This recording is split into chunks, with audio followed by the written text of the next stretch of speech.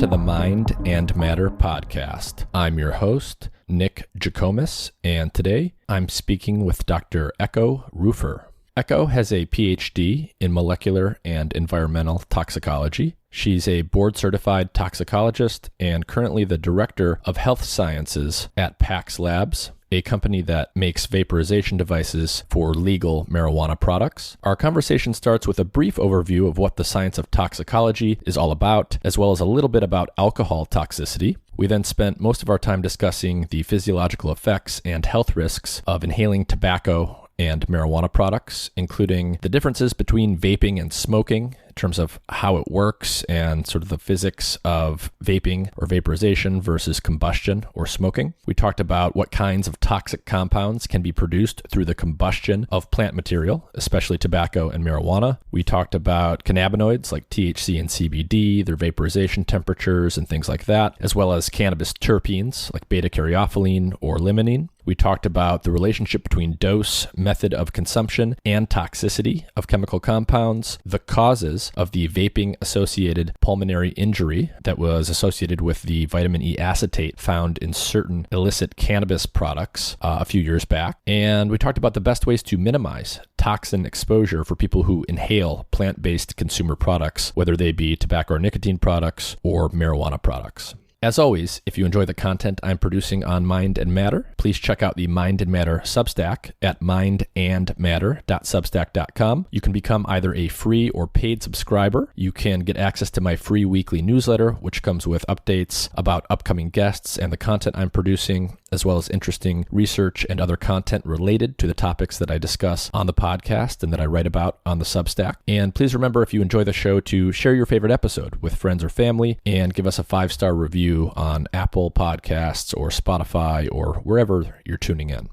This episode is supported in part by Athletic Greens. Their main product, AG1, is a comprehensive and convenient daily nutrition product containing 75 vitamins, minerals, and whole food sourced ingredients with less than 1 gram of sugar per serving, no nasty chemicals or artificial anything. It's gluten and dairy free and compatible with paleo, vegan, vegetarian, and ketogenic diets. AG1 is a quick and convenient way to supplement your diet to help ensure your body is getting the nutrients it needs. It comes in powder form, and you can mix it in water and drink it, or you can put it into a smoothie or a shake or something like that. I mix it into water and drink it with the first meal of each day, and it's super convenient. If you go to athleticgreens.com/mindandmatter, Athletic Greens will give you a free 1-year supply of vitamin D and 5 free travel packs with your first purchase. Their vitamin D product comes in tincture form, so you just take 1 drop each day. A large fraction of the population is actually vitamin D deficient, especially in winter months when we get less sun exposure, and vitamin D is super important for the proper function of the immune system and for a variety of other things. And there's even evidence indicating that vitamin D deficiency is correlated with more severe cases of COVID-19 in those who get infected. Every time I go into the doctor each year for a checkup, I'm always told that vitamin D deficiency is very common and I should be supplementing on a daily basis. So visit athleticgreens.com/mindandmatter or click the link in the episode description. You'll get a free 1-year supply of vitamin D with your first purchase. Hey everyone, I want to take a minute to tell you about a product I use called Everyday Dose. They have created excellent coffee and matcha products with functional mushrooms and other supplements and less caffeine than traditional coffee or matcha products. I actually reached out to them because I've been using their product for about a year or so, and listeners often ask me about my daily and weekly diet habits. They make a really good mushroom-based coffee alternative. It contains micronutrients with antioxidant and anti-inflammatory properties, as well as collagen protein to help support healthier skin, nails, hair, and joints, and the amino acid L-theanine from tea leaves. Each cup has just about 39 milligrams of caffeine. That helps eliminate the caffeine crash that can come if you drink regular coffee, which has much higher caffeine levels. And they use a unique cold extraction process that results in lower acidity than normal coffee. And the caffeine microdose makes it suitable even for someone who doesn't normally drink coffee. This mushroom-based product is made using a double extraction from 100% mushroom fruiting bodies like lion's mane and chaga to maximize the extraction of micronutrients like beta-glucans, terpenes, and sterols. Other brands don't typically do this, making Everyday Dose one of the highest quality products of its kind. It's gluten, dairy, and nut-free. There's no added sugar. It's paleo and keto-friendly and made with kosher ingredients. There are no grains or fillers, and it is lab-tested to ensure quality. I really like the taste of Everyday Dose compared to black coffee and other mushroom coffees, and they have a mushroom matcha product loaded with functional mushrooms and collagen proteins, so if you like green tea matcha, you'll probably like that product too. If you're interested in a healthy coffee alternative, I highly recommend giving Everyday Dose a try. Check out the link in the episode description or visit everydaydose.com to learn more. If you go there, you can find special offers that they have for getting a free frother and free travel pack of on-the-go doses with your purchase. And with that, here's my conversation with Dr. Echo Rufer.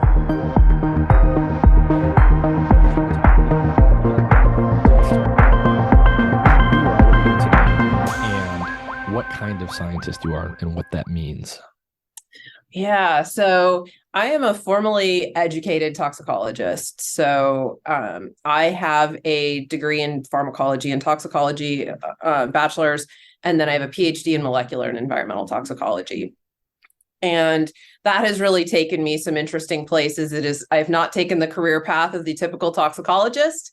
So I currently work as the director of health sciences at PAX Labs.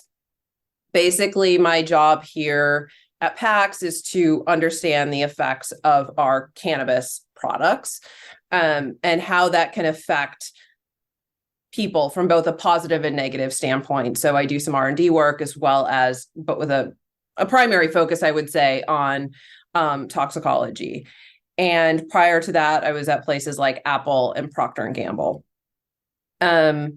So what kind of scientist am I? I am one, I would say, that really likes the puzzle. So I like to figure out what's happening and why to help us understand, knowing that everything with cannabis especially is a puzzle and will continue to be a puzzle because it is just a very complex science. So that makes it exciting for me.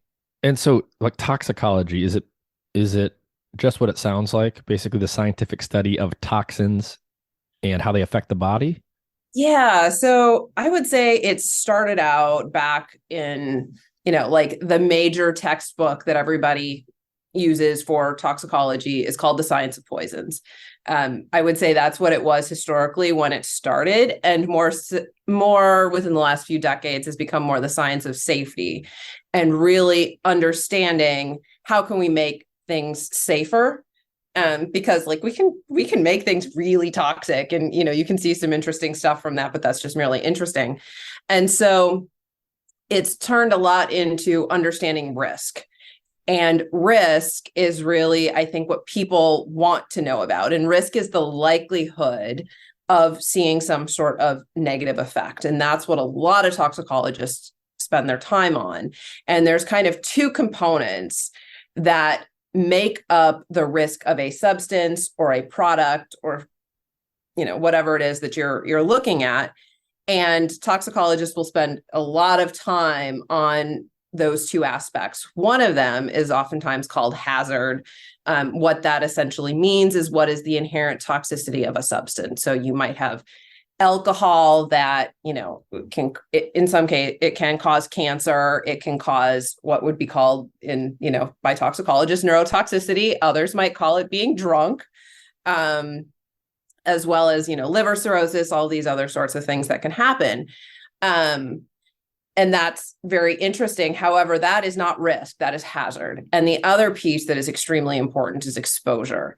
So how much you're actually exposed to is hugely important, no matter what it is that you're looking at, because we know many people drink alcohol or consume cannabis, and we don't see those effects that are often characterized in that hazard sort of toxicological research. I see. And I know we're not talking really about alcohol today, but like when you get drunk and you get a hangover, what is that? It's funny you talk about alcohol because my PhD thesis project was actually on fetal alcohol syndrome. So it's thought to be very much associated with dehydration. And, when you're drinking alcohol, you're oftentimes not drinking water, and it tends to dehydrate you. There's probably some other effects. I know that there's some certain genetic differences that might lead to different metabolism of alcohol that can lead to an abundance of a toxic intermediate called acetaldehyde. That can lead to it feeling unpleasant. And this is oftentimes seen as a flushing syndrome. Not quite a hangover, but others also might have some over acetaldehyde left over if they drink too much, and it doesn't make you feel very good. Mm-hmm.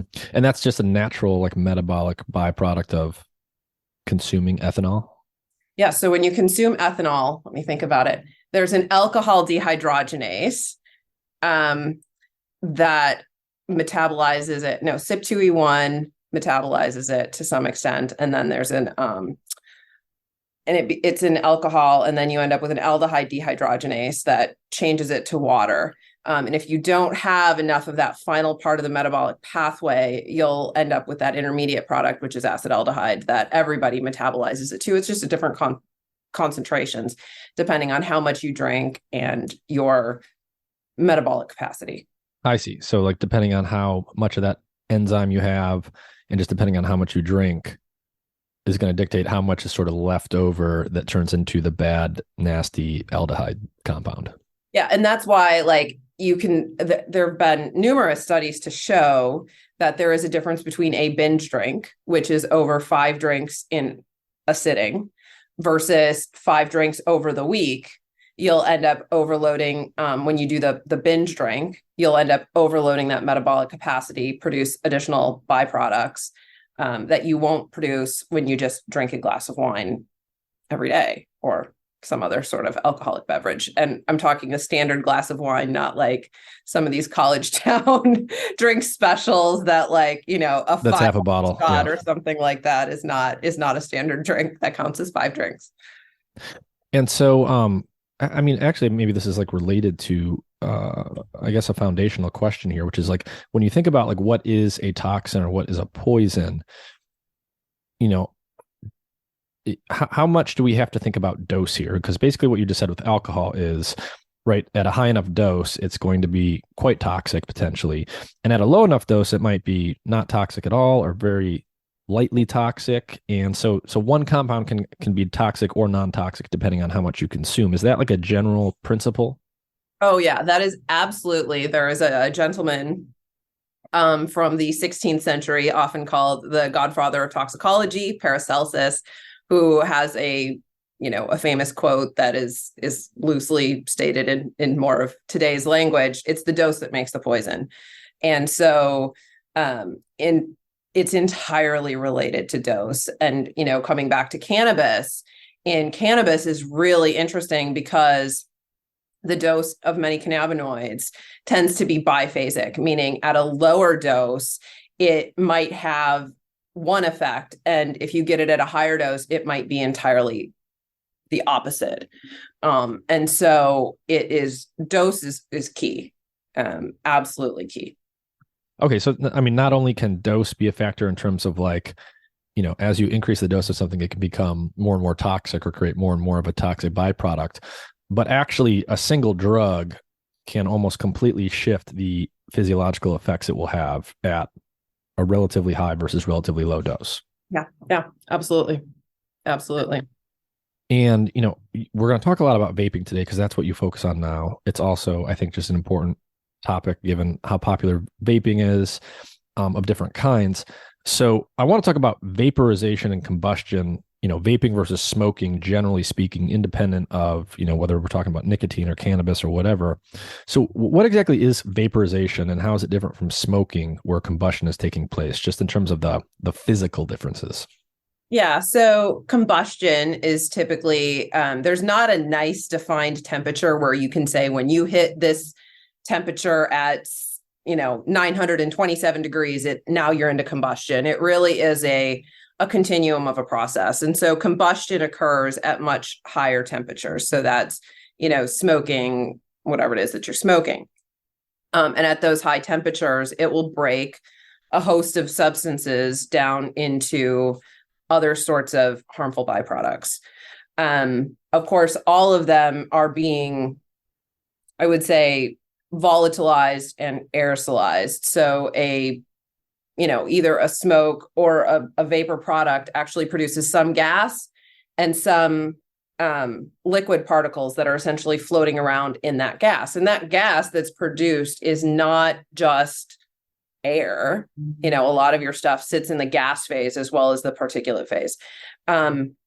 Vaporization uses a much lower temperature to aerosolize the whatever it is that you're vaping, and so you're less likely to produce those harmful byproducts, but you still are ending up with a particulate phase and a gas phase, and that temperature becomes key, and that's why temperature is so important. We actually, and this is from the vape world, it can be significantly different depending on the device that you're using. So we actually published a paper, I think late 2021, that used a thermal camera that's called thermography. And we measured cannabis vape cartridges during a puff and said, okay, what is the temperature of that coil of our devices, as well as some other competitors that we just randomly picked them off of the shelf. We chose one that was a little more expensive that had a couple of voltage settings, and we chose one that was kind of like something that might be a freebie. When you buy a product at a dispensary, they might give it to you for free, as well as some of the PAX devices. And what we found was, not surprising to us because this is how the products were designed, and that the PAX products were between 200 and 420 degrees Celsius, plus or minus 10% of what is set on the device. The others, I think one reached, depending on the setting, one I think had a low dose of like 420 degrees Celsius, and another one reached up to 600 degrees Celsius. So that combustion sort of process or pyrolysis process that happens as you get hotter and hotter can start to happen in the 400, 500, 600 C, and then of course works it way up. Some combustion, like the cherry of a cigarette, I think has been measured to be around 1,000 degrees Celsius. So I see. So at a relatively low heat setting, you're causing molecules in the solid material to enter the gas phase so they can be inhaled. But as you keep increasing the temperature, eventually you don't just vaporize things, combustion happens, there's fire, and basically you start melting and chemically transforming that stuff. And whatever it is, if you're melting it, you're likely to produce some number of toxic byproducts that came from that original material. Is that basically how it works? I wouldn't use the word melt, though, because melt is not a chemical change, right? That's going from a solid to a liquid. It is an actual breakdown of the product, but every substance has a vapor pressure. Mm-hmm. So at a temperature and pressure that it will become more the gas phase. Mm-hmm. And then in some of these devices, it's actually bringing along some of the liquid phase as well. Mm-hmm. So you can make things turn into the gas phase by applying heat. And if you keep applying heat at some temperature, depending on the molecule, the actual chemical compound will transform into something else. And oftentimes that something else is not a good thing. Right. And that's in the I would say the nicotine tobacco space. They've actually identified a host of substances called HPHCs, or harmful and potentially harmful constituents, that are harmful, obviously, for different reasons, whether it's from a carcinogenicity standpoint, respiratory toxicity standpoint, that have been identified that are essentially common degradants of plant material. So some of those are actually formed in cannabis cigarettes or joints the same way they are in tobacco cigarettes. And those are produced to some extent in some vape products. But if the temperature is controlled, it's much, much lower than what is observed in smoking. Mm-hmm.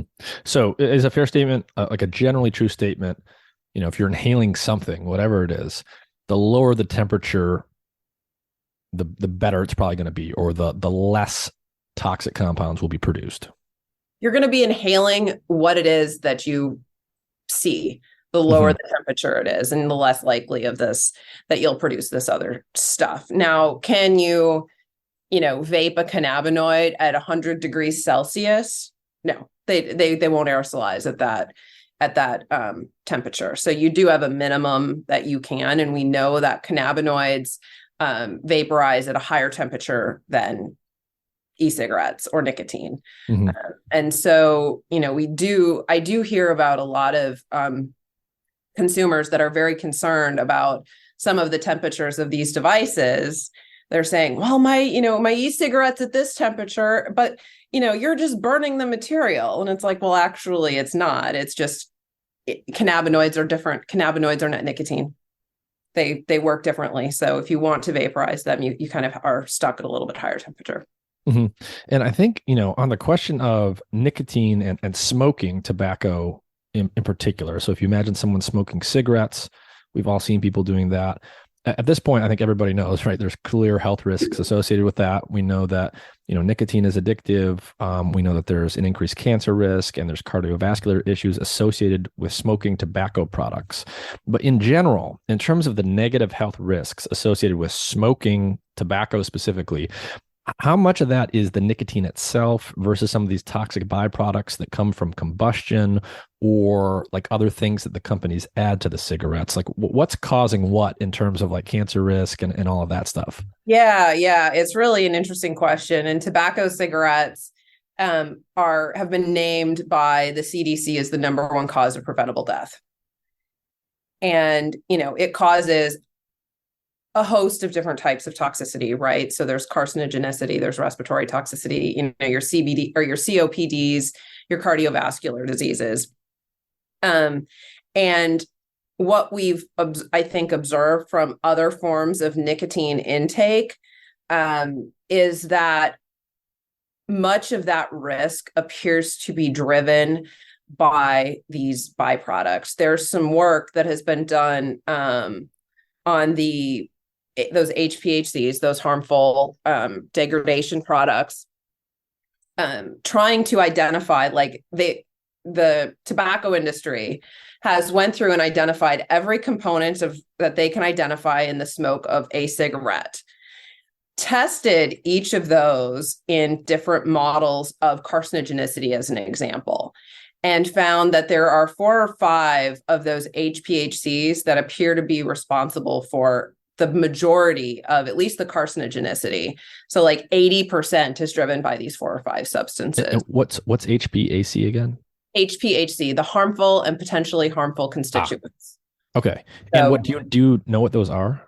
Yeah, there's a list of I think it's 93 of them that the FDA has defined. So there are things like formaldehyde, acetaldehyde, lead, there's tobacco-specific nitrosamines, there's polyaromatic hydrocarbons, there's a lot of substances on that list that are, at this point, pretty well defined. But even if you go within a subset of that list, those seem to be responsible for a lot of the toxicity. And it's not to say the other things are risk-free. I'm a toxicologist. We talked about dose. I will never say anything is risk-free.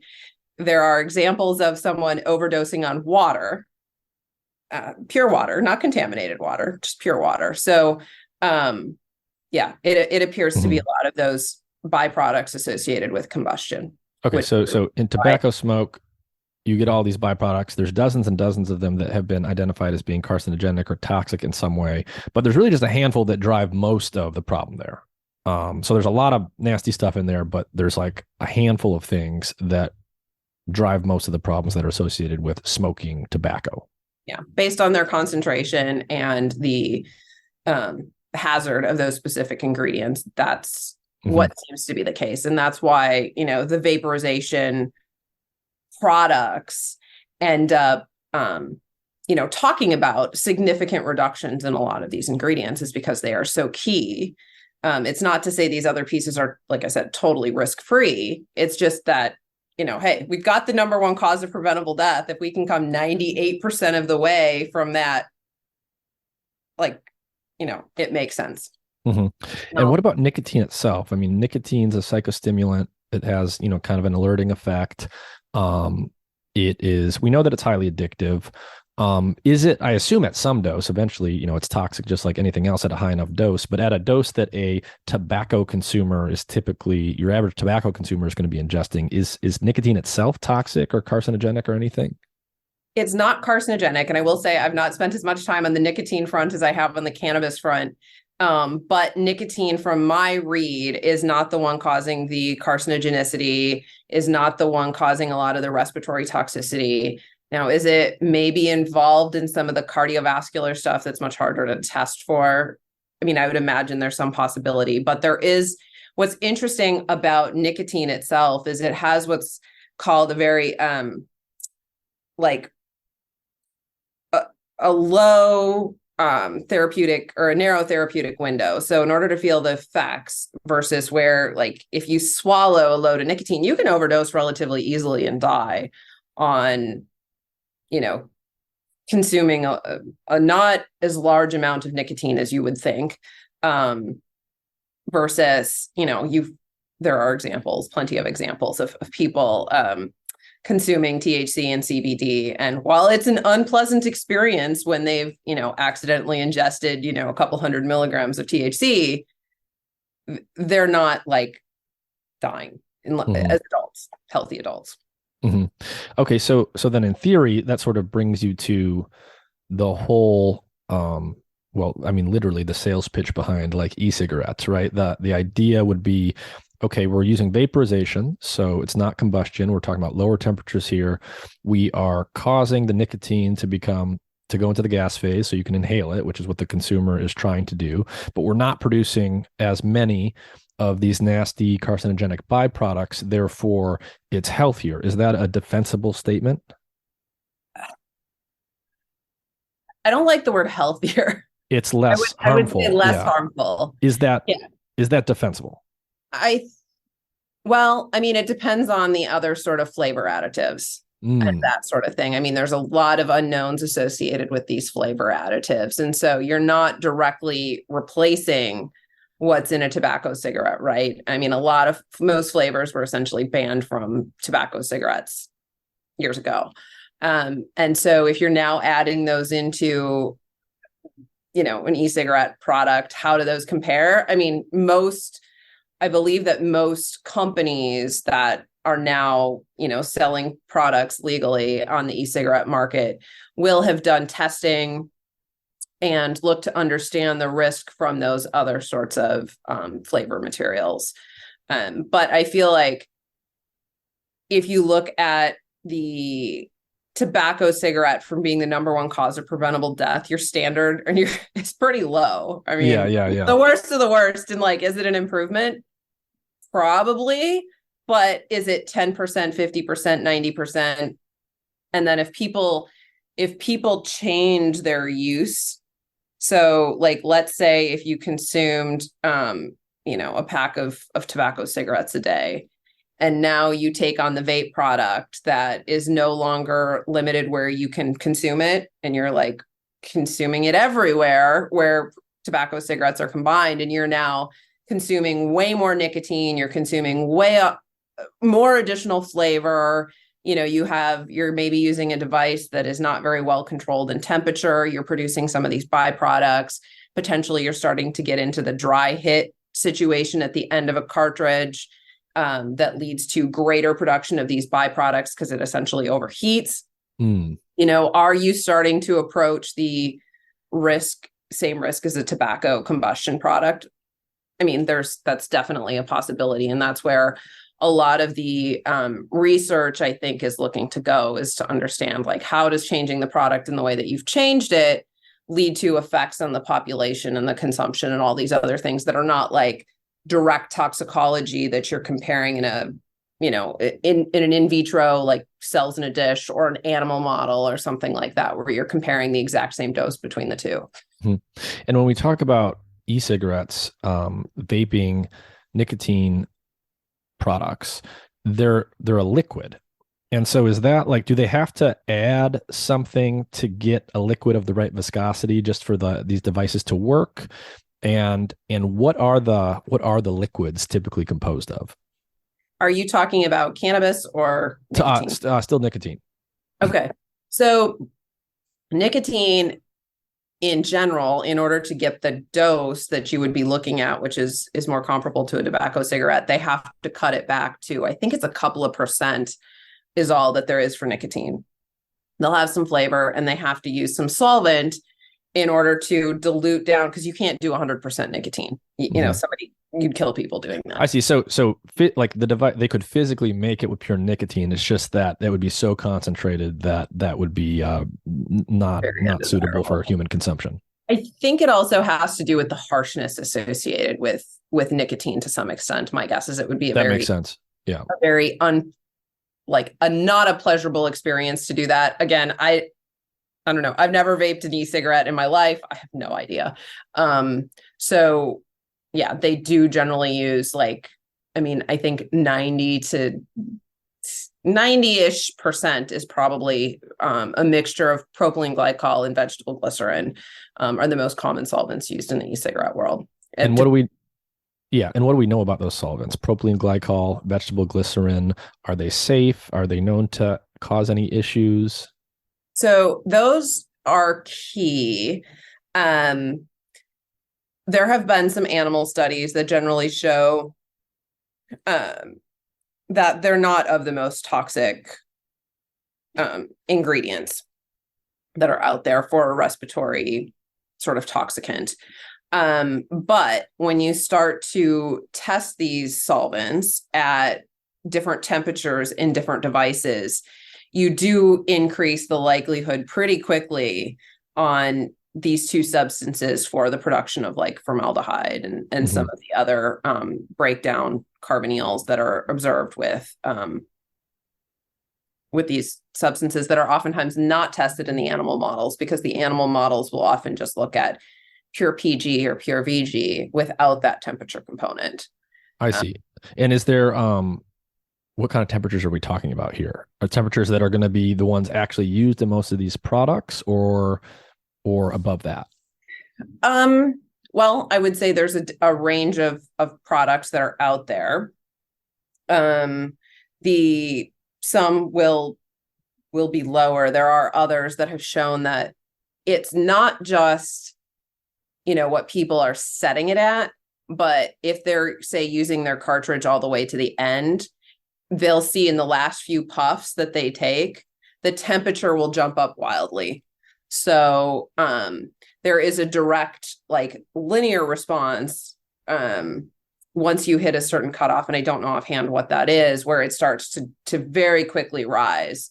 And it's not that if you have a single device and you have it set at 180 degrees C, it is always 180 degrees C. You might hit the end where you start to dry out the wick, and then you end up with it'll pop up to 500 Celsius or something. I see. So just the way that these devices are physically built, they're immersed in liquid until that liquid goes down as the consumer uses it up. And at some point, the heating element is just kind of exposed and it's not immersed in the liquid. And then the temperature shoots up. And then what wasn't producing as many toxic byproducts before is now starting to do that because it's just hotter. Yes. Okay. Yes. And, if we think about cannabis, so how is physically, how is vaporized cannabis oil different to or similar to these nicotine vape products? Yeah, they're actually very different. So I would say we as the cannabis industry can learn a lot from the e-cigarette industry, but we also have to do a lot of work to modify our approach to what makes sense for cannabis. So cannabis vape products are generally, at least from what's sold in the legal market within California and a host of other states around the country, tend to be mostly a cannabis extract. So that cannabis extract is something like, 80 to 90% of extracted from cannabis. And you'll see on a certificate of analysis or COA that it is made up of your, THC or CBD, maybe some of the other minor cannabinoids. And then the remaining portion of that product will be, flavors or other added terpenes that are that are required to be added back after the extraction process, because when you extract cannabinoids from the cannabis plant, those cannabinoids are extremely lipophilic, and you will lose a lot of those terpenes that will volatilize off during the process. And so those have to be either collected and re-added, or else there's a host of ways that you can purchase those terpenes essentially that came directly from cannabis. And we've actually got a product that does just that. So it ends up being 100% cannabis. There are other sorts of products that, botanical terpenes may be used to add that flavor. And frankly, the terpenes, whether they're from cannabis or from some other botanical source, can have a significant effect on the experience. What can you just talk a little bit, very briefly, because I've talked about this on the show before, and people are probably mostly familiar. But what are cannabis terpenes, and what are the cliff notes there? Cannabis terpenes are essentially secondary metabolites made by the cannabis plant. There's terpenes made by other plants as well.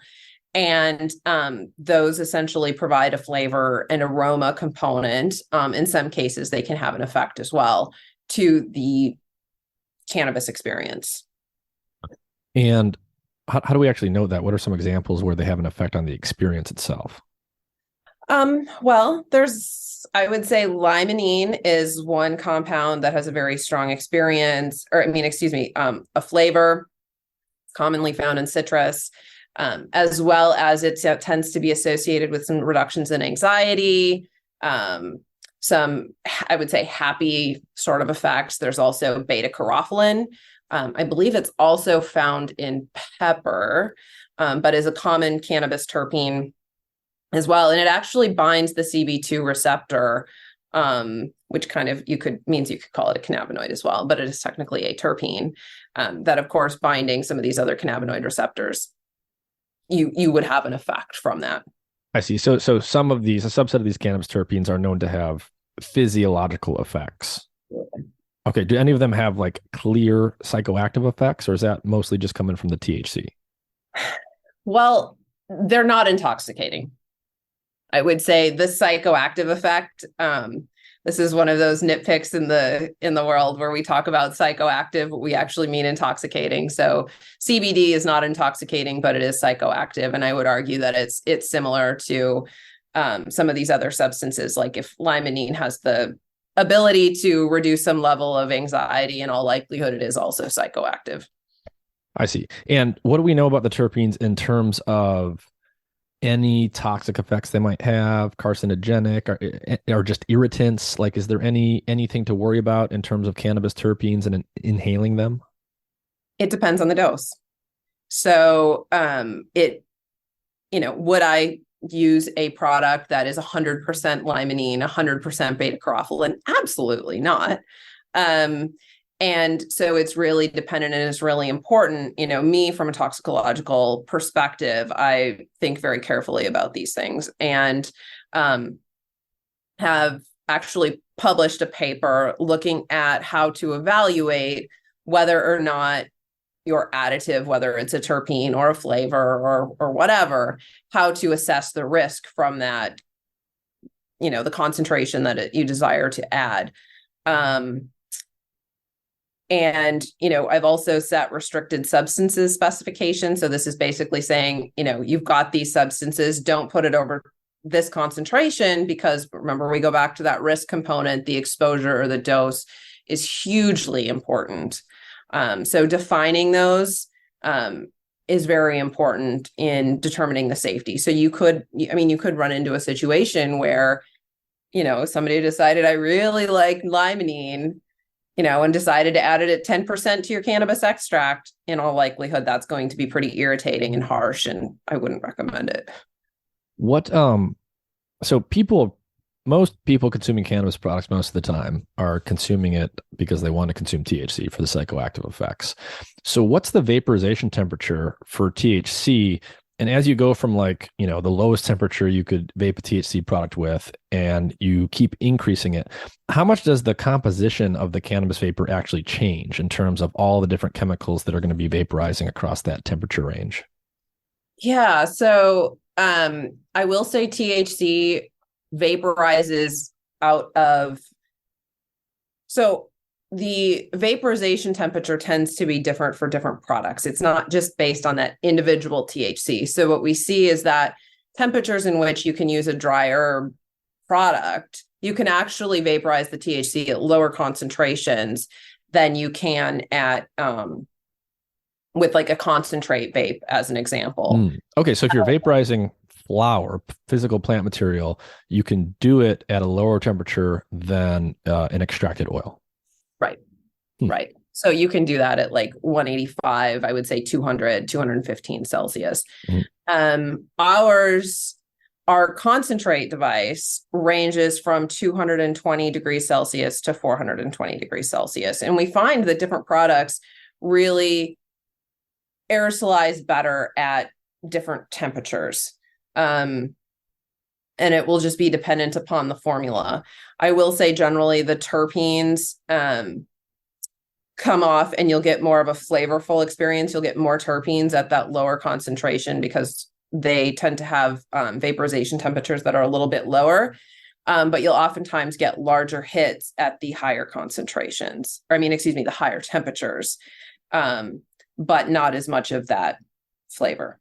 So I see. So from a health and wellness maximization or harm minimization standpoint, it would seem like you'd want to go as low as possible, right? Around that 200 degree mark, because you'll aerosolize the THC, you'll have a more flavorful inhalant that's going into your lungs because you got a higher concentration of terps, and you'll be less likely to produce toxic byproducts because the temperature is relatively low.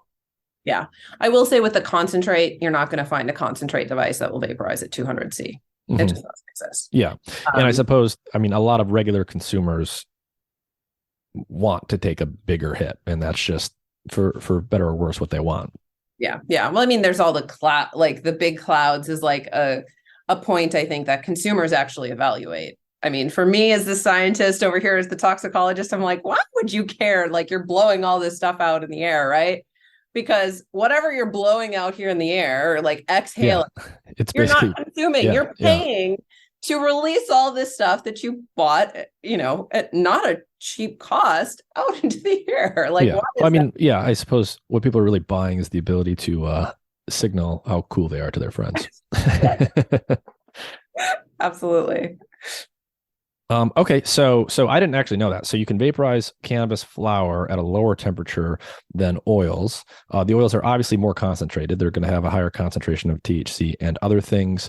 What do we know about any risks that are unique to vaping cannabis generally, or the concentrated oils specifically? I'm not talking about like additives or nasty stuff that sort of unnecessarily gets added in by the manufacturer, but for the actual chemical components of the oil, is there anything alarming there beyond just being mindful of, if you vape too much in too short of a time at a high temperature, then, a lot of these things can become at least irritating? Yeah.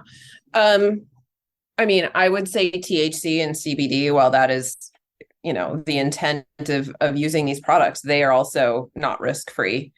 Like as an example, unless there's some developmental effects associated with THC and CBD both. And so a pregnant woman or youth should really avoid these products unless there's some, risk benefit analysis, I would say, done by a physician, because different from nicotine, I would say there is actually therapeutic value to these compounds. And so it ends up more of that risk benefit analysis versus just avoiding the harm, because there is no medical use for smoking a cigarette, right? Zero. You could argue that's not the case for cannabis. And so it ends up being like a specific case by case discussion with a physician and understanding those effects on a developing fetus or a developing brain. And remember, our brains are developing until our mid-20s. They're not just done at 18 because the law says you're now an adult. Yeah. And I feel like a lot of people don't know that, or they kind of overlook it.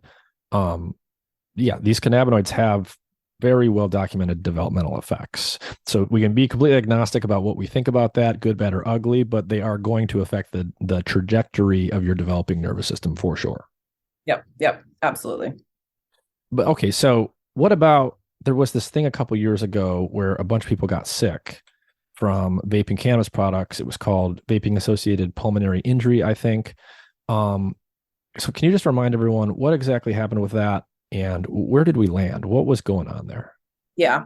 So this was, I will say that was a very scary time for me.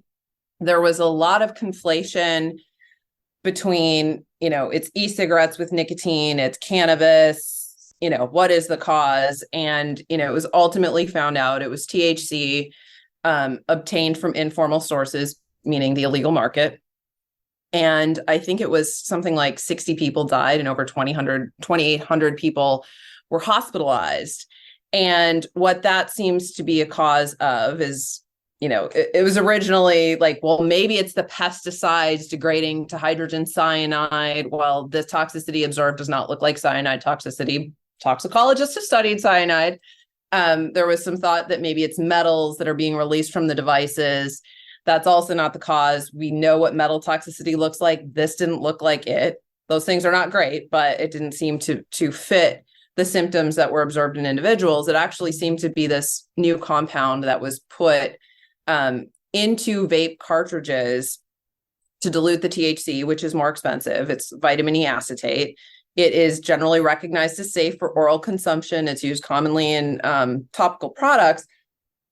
But when added to the vape products, it seemed to do some really interesting things. And so the cause seems to be multifactorial.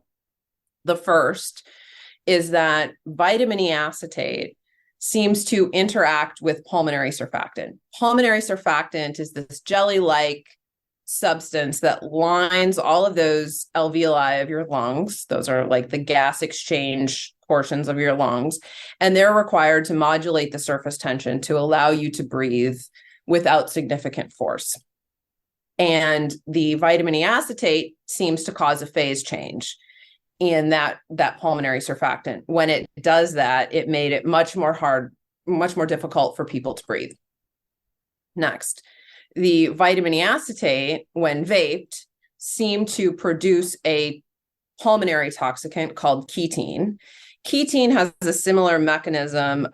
appears to have a similar mechanism of toxicity as phosgene, which is one of the classic pulmonary toxicants that causes significant edema in the lungs. So now you're adding additional water that's created by the ketene component. And then I saw some very interesting research, and this is not published. It was just at a poster at a conference that I saw, but I think they're onto something, that the vitamin E acetate seems to be creating an adduct. So it's binding to THC. And when it binds to THC, that means it's not available to get someone high. So if it's not available to get someone high, they're going to consume more because they want to get a certain level of high. It also reduces binding on the cannabinoid receptor, which is what makes people feel the high that they want to feel. So now they're doing that. It removes the anti-inflammatory effects that are, THC and CBD typically produce. And there's the question of whether this vitamin E acetate and THC adduct is actually causing toxicity itself. Mm-hmm. So, this is some very preliminary research, but I saw the poster and was like, oh, holy crap, this makes sense as to why this vitamin E acetate problem may well be associated just with THC, and you don't see the same effects on nicotine because you don't have that same interaction between nicotine and vitamin E acetate, and people probably weren't using vitamin E acetate with nicotine.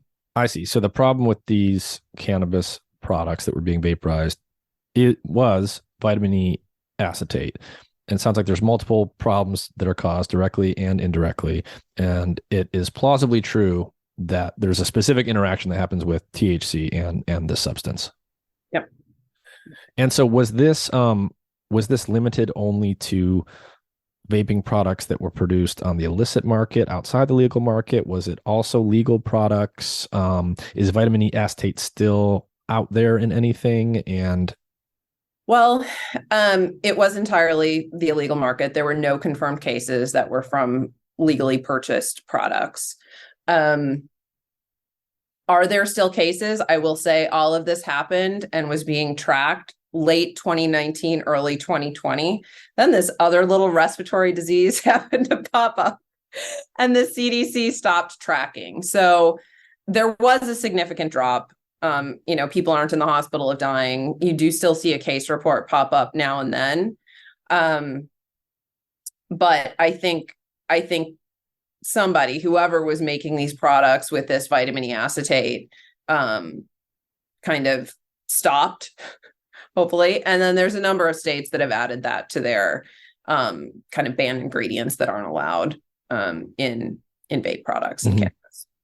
And so it sounded before, like you said, in contrast to tobacco and nicotine vape products, where they sort of necessarily have to add some kind of solvent just to dilute the nicotine down and make the product consumer worthy.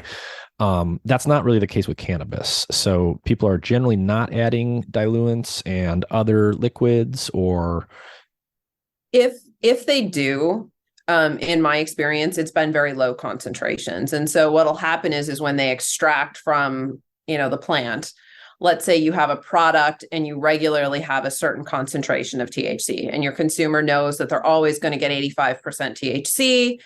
And this batch happened to come out at 88%. And you don't want that person to be thrown off guard. They'll sometimes add a diluent, not vitamin E acetate, at a very small concentration to adjust that. But in general, other than that, I've not seen a lot of it of the companies I've worked with. And, there are a number of people on the PAX platform that we actually monitor that. So I've had conversations with a whole host of companies that they're not adding these I see.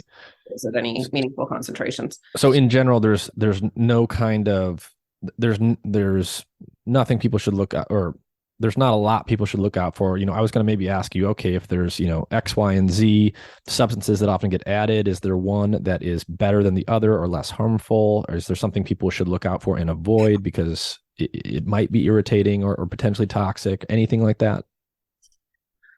I think what I would do personally, is watch the device you choose and control temperature. You can ask about diluents, in general, and whether or not they're adding them. Sometimes it'll just be, upping the concentration of terpenes. But I think from a toxicological perspective, the way I like to look at things is everything in moderation, because essentially when you're looking at risk, if you've got a dose in which an effect occurs, above that a dose, and below it, there's nothing measurable. It's negligible. As long as you stay below that, you're good.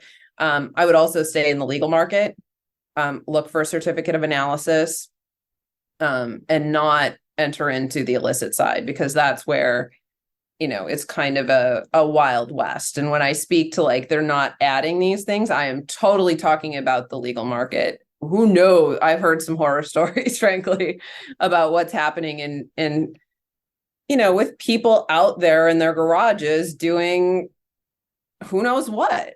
And then, they're buying disposable devices where the air path passes over the internal electronics of a device.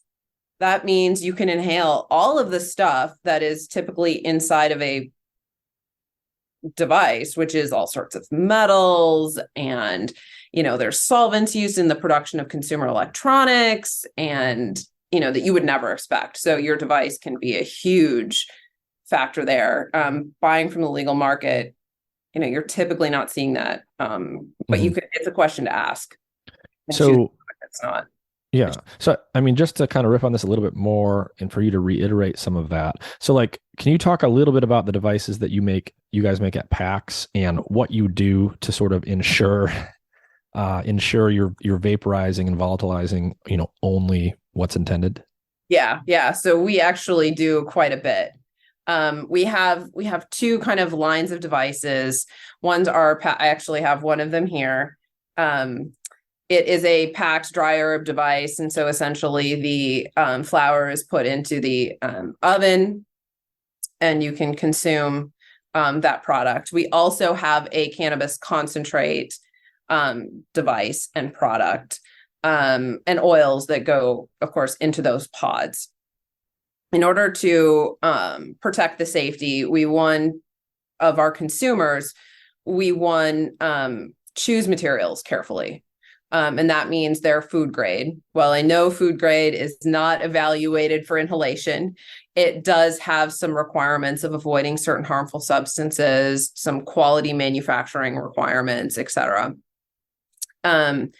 As well as we have what's called a restricted substances list. So that basically means I've defined, I think it's over 400 ingredients or substances that could be used in the plastics or the metals or, anything out, the ceramics that might be in that device, that we tell suppliers you're not allowed to have these here above a certain concentration.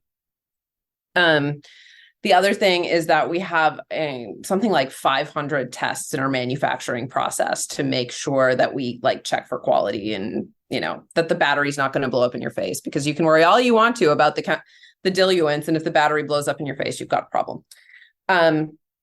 Now, from the oils, we also have a restricted substances specification with, I think there's 270 ingredients on that list that are not allowed to be added. We give concentration limits, et cetera, that, like vitamin E acetate, you can't add that.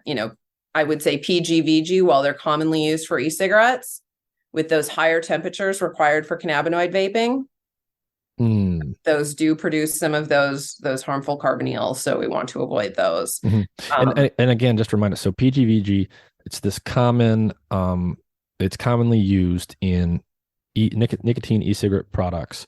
And you said, if I heard you correctly, you said there's no obvious nastiness to it at a reasonably low temperature, but at a high enough temperature, it can produce some of these harmful byproducts. Can you remind us again, approximately what temperature are we talking about? I want to say it's at 400 or 500 C. It starts to creep up and then it rises pretty quickly, and you really high concentrations at 700 C. I see.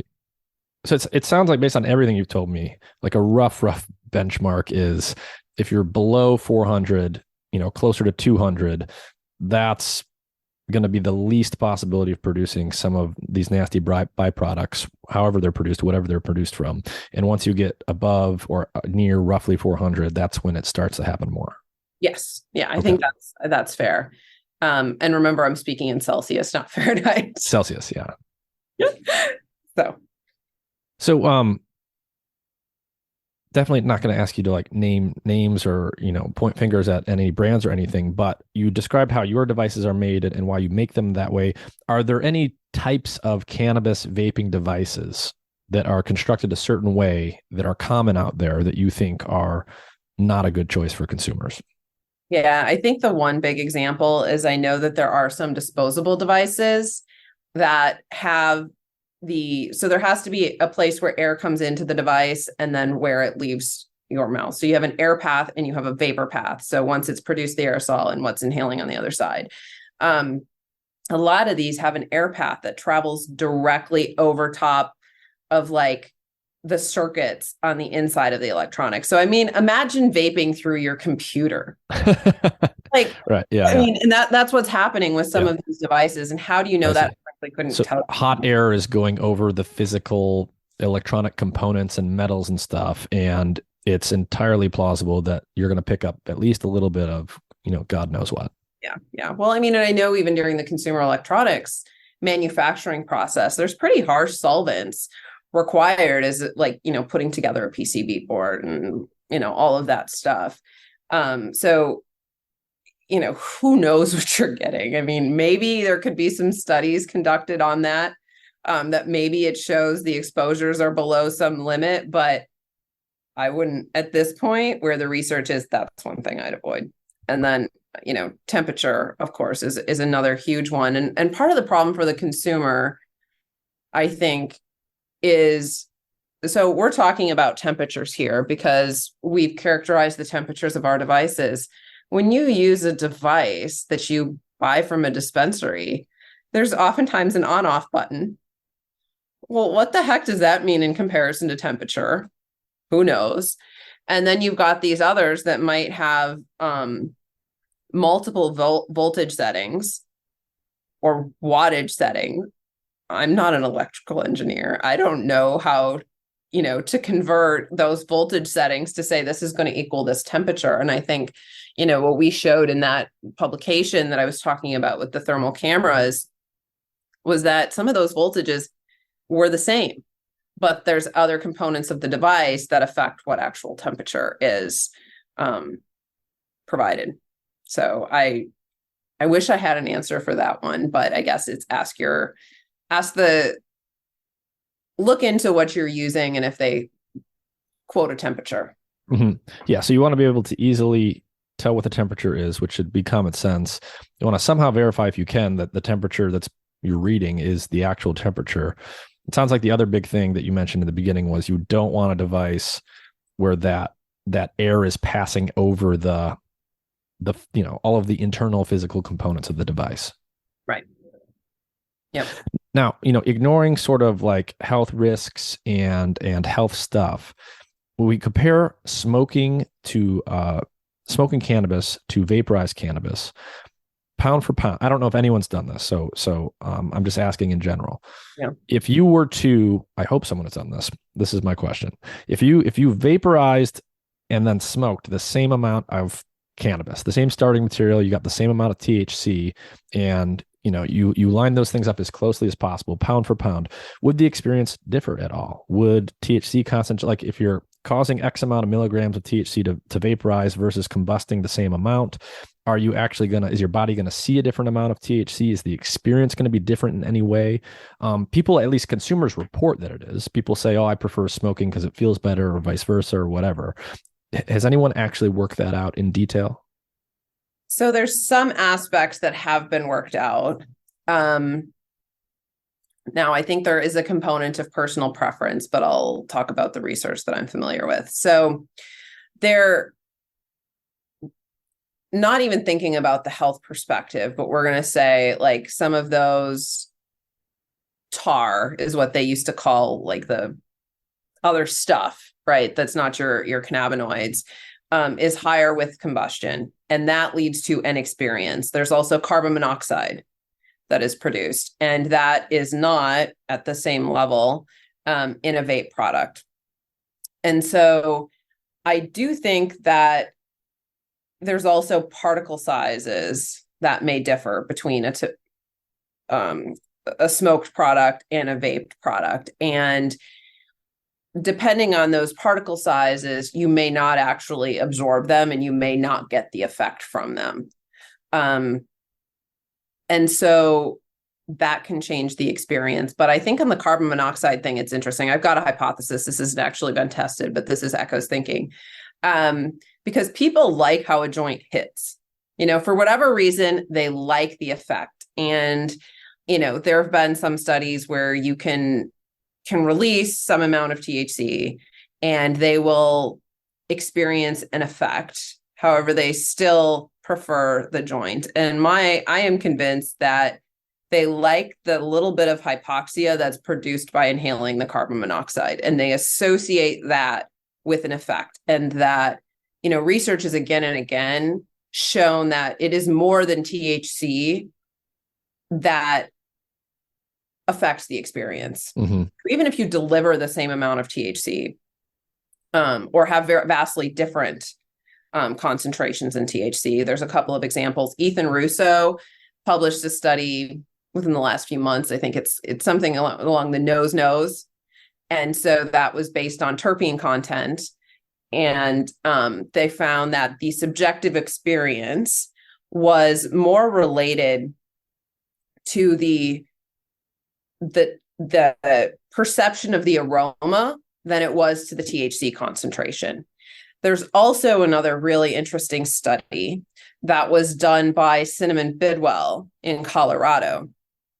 And what she did was she looked at two two different flowers that were vaped at different THC concentrations. So we had 16, I think it was 16 and 24% THC. And then she also did a cannabis concentrate. I can't remember if it was vaped or dabbed, but it was like 70% versus 90% THC. And what she found was that even though the blood levels differed a bit, when people consumed and rated the level of high from each of those products, it was the same.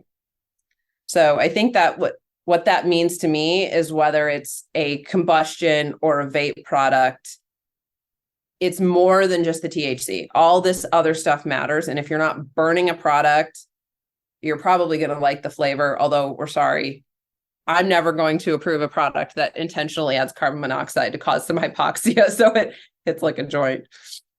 Interesting. Okay, so that's a hypothesis, but it makes sense. If you're causing some amount of hypoxia, that's you're probably going to feel that.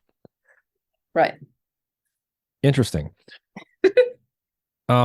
Is there anything else that you want to talk about that you think we didn't touch on, just in terms of stuff people should know about vaping, whether it's cannabis, whether it's tobacco, or anything else? We could probably talk a little bit about, I think one interesting piece is about combustion of cannabis and the relationship to health risks versus the combustion of tobacco. And that cancer question. Yeah. What's the overlap there? Because I know that on the one hand, when they just look at like epidemiological, correlations and stuff, you don't see the same correlation with smoking cannabis that you do smoking nicotine. An explanation that people have often offered there is, well, on the one hand, we know that combustion is producing, even of cannabis, is producing, your aldehydes and your carcinogens of different kinds. Maybe there's some kind of anti-cancer, anti-inflammatory effect that's canceling that out from the cannabinoids, but I don't know if that's been demonstrated. So where do we land with that? No, I don't think it's been demonstrated. And I do think that's still a really important question, because we don't see this link, even though we know it produces a lot of those same substances. So I do think that the cannabinoids could play a role. I think there's also an exposure piece in that, tobacco consumers will smoke 1 to 2 packs a day. That's, 10 to 20 cigarettes. I don't know anybody smoking 10 to 20 joints a day. So I think there's the exposure piece. And so I would love to see those data. These long-term epidemiological studies take a long time, but I think that's a really interesting question, and time will tell. I see. So I guess the moral of the story there is, as long as you control for tobacco consumption and some other things, there is not a link, an association between smoking cannabis and lung cancer. So it's very different from the associations that we clearly see and know about with tobacco.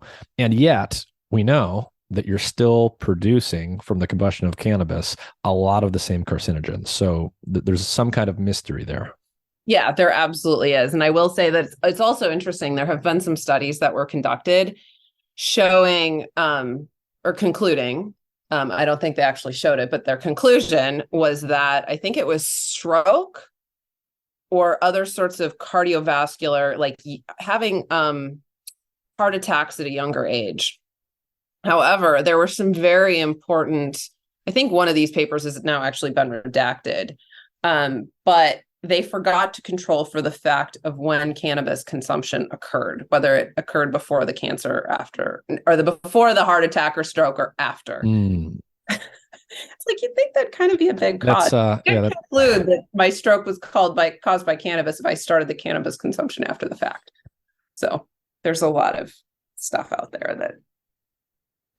Is there anything that you guys are working on at PAX that's new and exciting, either on the device side or on the consumable product side?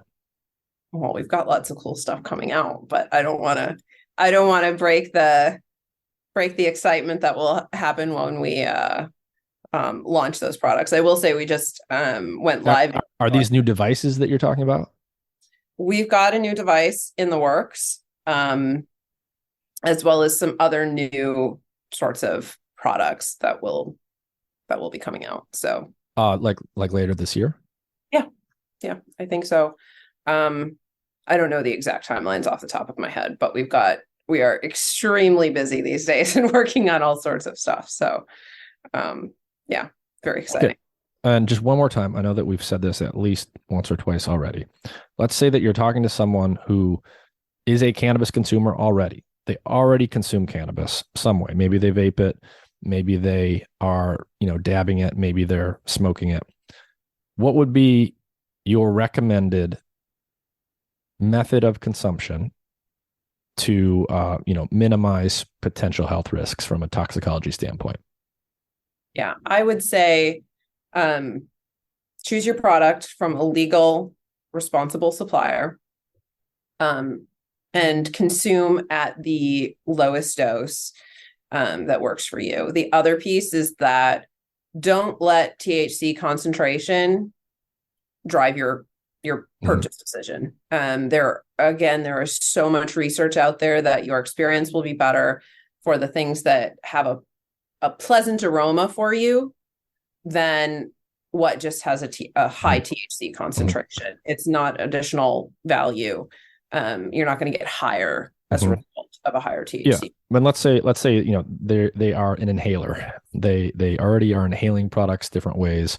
What would be your recommended way to inhale? Use a PAX product, of course. Okay, but more generally, like are they vaping? Are they smoking? Are they? Oh, they're absolutely vaping or smoking. I think, there are now. Is there a comparison to be made between dry herb and like a concentrate? Yeah, exactly. Product? Sure. The data aren't there. I haven't seen one way or the other. There's questions on, what are the flavors and ingredients and terpenes and the like added to a concentrate product versus the plant product. But the same thing with the dry herb is not everything is comparable. And because there's been so much what I would call like intentional breeding that is turned into genetic engineering of the plant, like what is out there for flower today is not what was out there 20 years ago, or even 10 years ago, or even 5 years ago. And so you're getting a little bit of the unknown associated with that as well. So making a conclusion between one or the other, it's hard to tell. The data just are not available at this point in time to say one over the other. All right. Well, I think that's all I have. This has been a fascinating conversation. So thank you for joining me, Echo. I think this one provided a lot of very tangible, practical advice to a lot of people that interact with this area of the consumer world. So thank you. Thank you.